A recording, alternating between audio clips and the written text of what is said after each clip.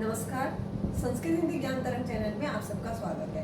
पिछली वीडियो में हमने वर्ण विचार किया था, हमने वर्ण देखे थे और वर्णमाला देखी थी। आज भी हम वर्ण विचार ही करेंगे। तो आज हम वर्ण विचार में स्वर को देखेंगे। तो संस्कृत भाषा में हमारे 13 स्वर हैं प्लस 2 अयोगवाह, तो टोटल मिला के हमारे 15 स्वर हो जाते हैं। तो स्वर हमारे कितने हैं?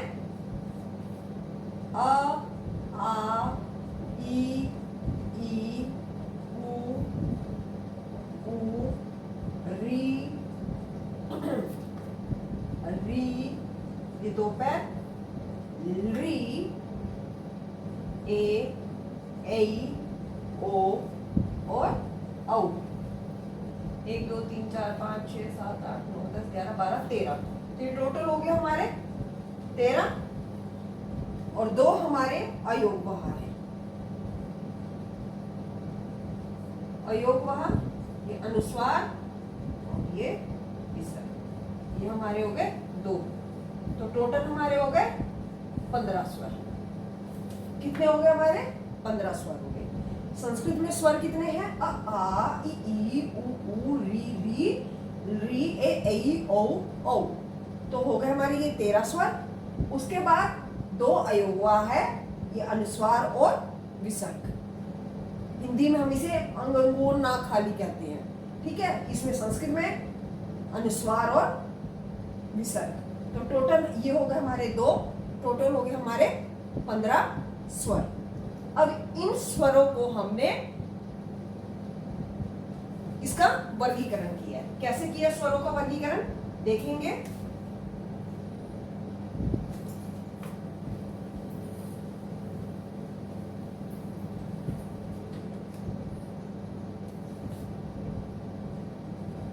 स्वरों का वर्गीकरण हमने 2 तरीके से किया है। कितने तरीके से किया है? 2 तरीके से किया है। कैसे? एक उत्पत्ति के आधार पर,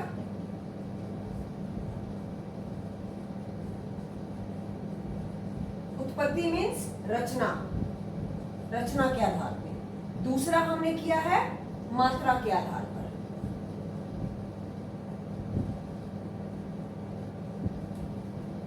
तो हमने स्वर को कितने भागों में बांटा है?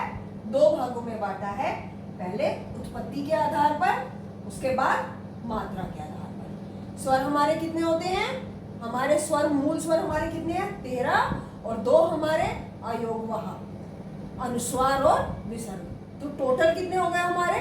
15 स्वर हो गए संस्कृत में। उसके बाद हमने स्वरों को कितने भागों में बांटा है? 2 भागों में बांटा है। किस किस के आधार पर? उत्पत्ति के आधार पर, उत्पत्ति अर्थात रचना के आधार पर, और मात्रा के आधार पर। तो कितने भागों में बांटा स्वर को? 2 भागों में बांटा है। कितने भागों में? 2 भागों में। उत्पत्ति के आधार पर, रचना के आधार पर और मात्रा के आधार पर। अब उत्पत्ति के आधार पर हमने इसको 4 भागों में बांटा है। कितने भागों में बांटा है? ये 4 भागों में हमने इसको बांटा है। कैसे? मूल स्वर, दीर्घ स्वर,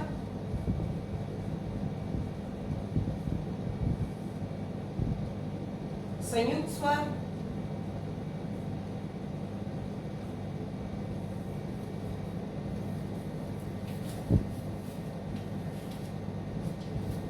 अयोगवाह।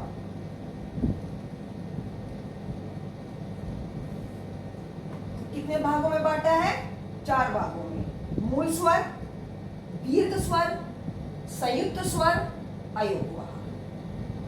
पहले हमने वर्ण देखे। भाषा की सबसे छोटी इकाई को हम वर्ण कहते हैं। फिर क्रमबद्ध तरीके से जो वर्णों को रखा जाता है उसको वर्णमाला कहते हैं। उसके बाद हमने देखा वर्णमाला में स्वर और व्यंजन होते हैं। तो हम पहले स्वर को उठाया। स्वर के हमने 2 प्रकार इसके बताए, 2 तरीके से इसका हमने विभाजन किया। रचना के आधार पर, उत्पत्ति के आधार पर और मात्रा के आधार पर। और उत्पत्ति के आधार पर स्वर का पहले 2 बार विभाजन किया। उत्पत्ति के आधार पर कह लो या रचना के आधार पर, उसके बाद मात्रा के आधार पर। उत्पत्ति के आधार पर हमने फिर इसको 4 भागों में बांट दिया। मूल स्वर, दीर्घ स्वर, संयुक्त स्वर, अयोगवाह। मूल स्वर, दीर्घ स्वर, संयुक्त स्वर, अयोगवाह। अब मूल स्वर कौन से हमारे? मूल स्वर हमारे संस्कृत भाषा में 3 ही है, अ, ई, उ। ठीक है, अ, ई, उ। साथ में री और री, री और री, इसको भी ऐड कर लेते हैं। तो टोटल हमारे कितने हुए? इन 3 स्वर के अलावा हमारे ये 2 स्वर और हुए, तो हमारे कितने हो गए? 5 मूल स्वर हो गए। तो कितने मूल स्वर हुए हमारे? 5।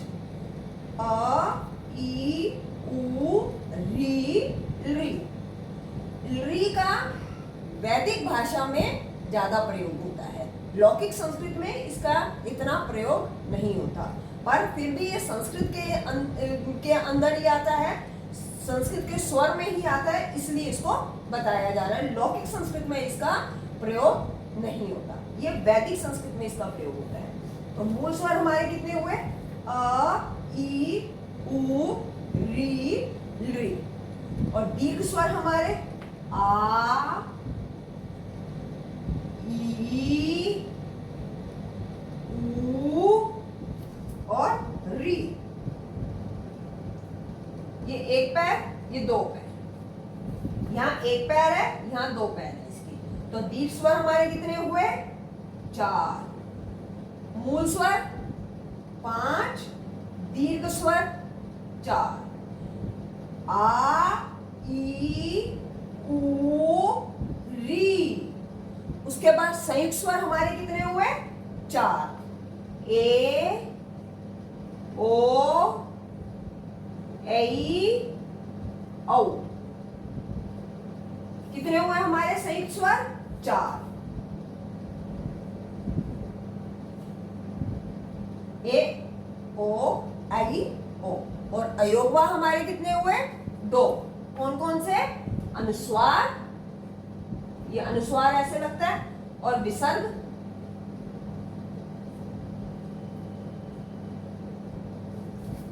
विसर्ग। तो 2 हमारे अयोगवाह।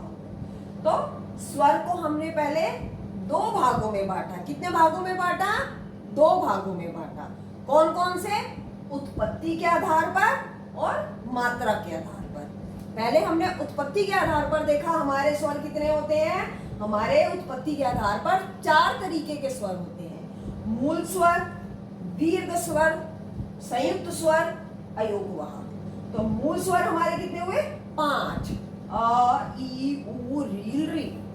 दीर्घ स्वर हुए हमारे आ, ई, उ, री। संयुक्त स्वर हुए हमारे 4, ए, ओ, ऐ, ओ। और अयोगवाह अनुस्वार और विसर्ग। तो टोटल हमारे कितने हुए? ये 2 हुए हमारे अयोगवाह। 5, 4, 9, 4, 13, 2, 15। तो हमारे स्वर कितने होते हैं? 15। स्वर कितने होते हैं हमारे? 15 स्वर होते हैं। टोटल कितने होते हैं? 15 स्वर होते हैं। 13 स्वर और 2 बीच में अयोगवाह मिलाए तो 15 स्वर हमारे हो जाते हैं। अयोगवाह को भी हम स्वर में ही अनुस्वार और विसर्ग में इंक्लूड कर देते हैं। तो स्वर हमारे 2 हुए।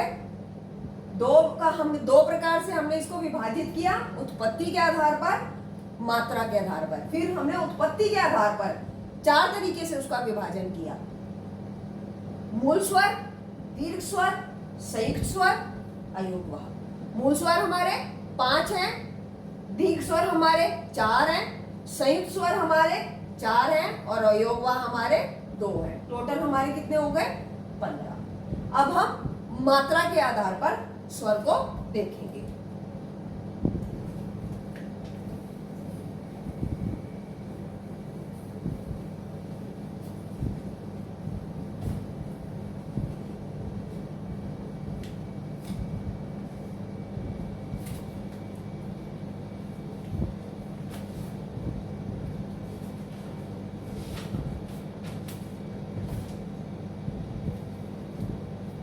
मात्रा के आधार पर हमारे 3 तरीके के स्वर होते हैं। मात्रा के आधार पर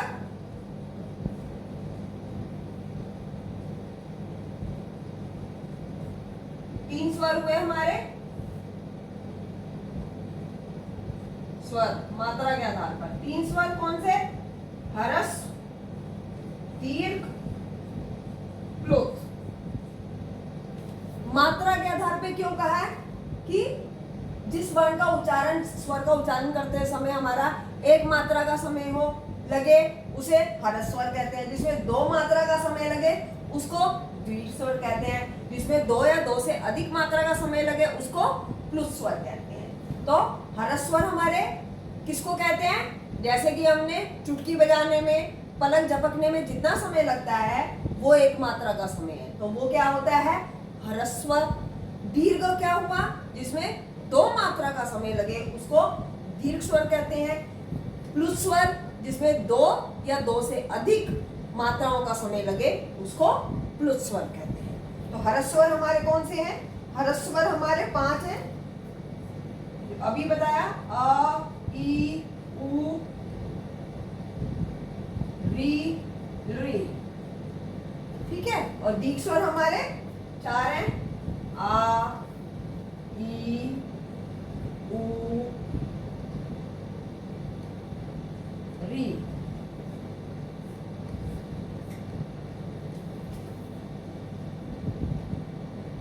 दीर्घ स्वर में ही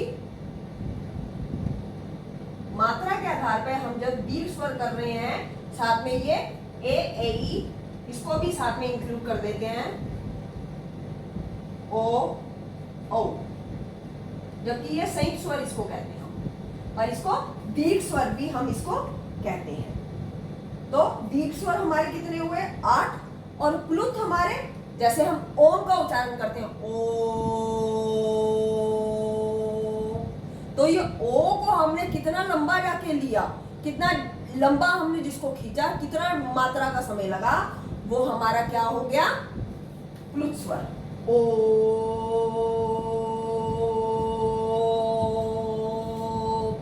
तो ये जो ओ जो खिंचता चला जा रहा है इसको प्लुत स्वर कहते हैं। तो ह्रस्व स्वर हमारे हुए 5, दीर्घ स्वर हुए हमारे 8 और प्लुत स्वर हुए हमारे, प्लुत स्वर हुआ हमारा जिसमें 2 या 2 से अधिक मात्रा, 3 या 3 से अधिक मात्रा का समय लगता है उसको हम प्लुत स्वर कहते हैं। प्लुत के पीछे ये साइन लगता है, ये 3 का साइन लगता है। और इसके बाद अयोगवाह मैंने बता दिया, अनुस्वार और विसर्ग, उसको अयोगवाह कहते हैं। इतना समझ आया? मात्रा के आधार पर हमारे कितने हो गए? हमारे 3 भेद हो गए। मात्रा के आधार पर हमने कितने प्रकार से इसको विभाजित किया? 3 तरीके से विभाजित किया। ह्रस्व स्वर, दीर्घ स्वर, प्लुत स्वर। ह्रस्व स्वर हो गए हमारे 5, दीर्घ स्वर हो गए हमारे 8 और प्लुत स्वर जिसमें 1 मात्रा का समय लगे उसको ह्रस्व स्वर कहते हैं। जिसमें 2 मात्रा का समय लगे उसको दीर्घ कहते हैं। जिसमें 3 या 3 से अधिक मात्रा का समय लगे उसको प्लुत कहते हैं। स्वर का हमारा वर्ण विचार में जो स्वर का टॉपिक है ये हमारा कंप्लीट होता है। अब हम व्यंजन के ऊपर बात करेंगे। अगली वीडियो में मैं व्यंजन के बारे में आपको बताऊंगी। आशा करती हूँ आपको वीडियो समझ आई होगी। आप इसको लाइक करें, शेयर करें और सब्सक्राइब करें। Thank you so much.